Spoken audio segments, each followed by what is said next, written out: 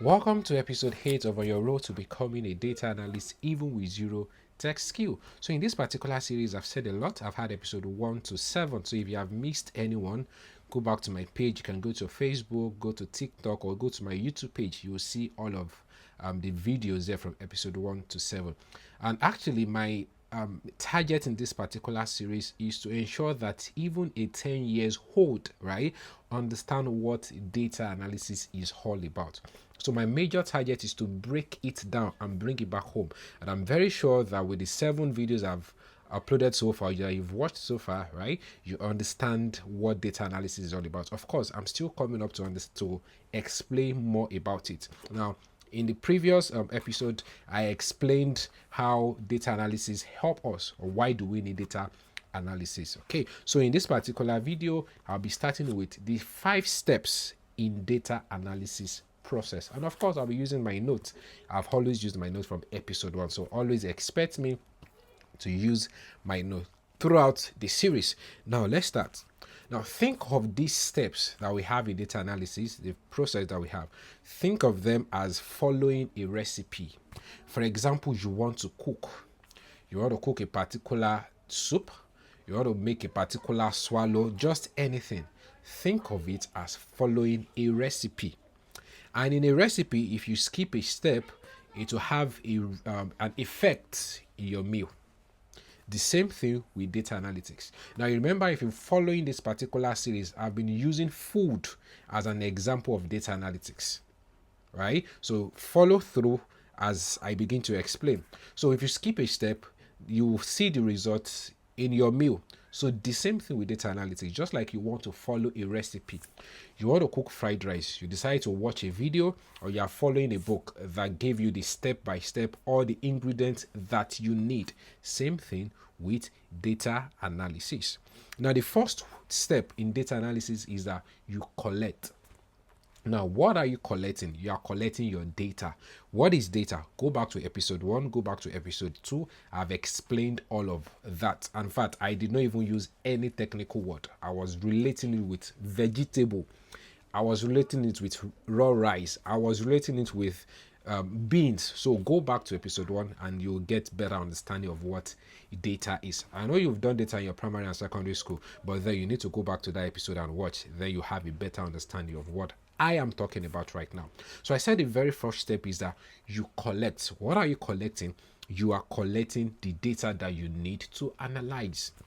Now, what does this relate with? So I can relate this with going to the market. Now, you want to cook vegetable, right? So now you go to the market, you want to cook vegetable soup. You go to the market, you bought your vegetable, you bought your pepper, you bought your onions, you bought your whatever you want to use, your fish, meat, every other ingredient that you need to make your vegetable soup. You bought everything. That is the same thing as collecting data. Now, for example, let me bring it to a business word now. I wrote here, I said a bakery collects sales data from the cash register every day. Let's say you own a supermarket, right? So you get the data of the transactions that were made for a period of time. It can be for a day, for a week, for a year, for a month, depending on what you want to do. So the first step is what you need to collect data. Just like if you want to cook, you need your ingredients, you need your raw food that you will cook, right? So that is the first step. Collect your data. And there are various sources that you can collect your data from: surveys, from database, from websites. We're going to look at all of that in details later in this particular series because we are building up. Okay, so when we get to that particular point, you will see what we're going to do over there. Now, the first step I said is what? Collect your data. Now, the second step in the data analytics process is what? You clean your data. Now, clean your data here is like washing your vegetable. You just returned from the market. You've bought your vegetable, you bought your pepper, you bought every other thing that you need, you bought your meat. What are you going to do next? Will you just pour everything on fire and start cooking? No. You have to clean your vegetable. You have to slice your vegetable. Your meat, you have to wash them. In fact, some you wash more than 5 times, depending. The same thing with the second step in data analysis. After you've collected your data, those data that you've collected, you are now going to ensure that you clean them.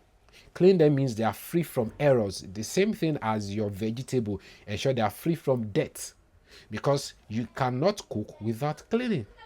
The same thing, you cannot analyze those data that you have collected without cleaning that data.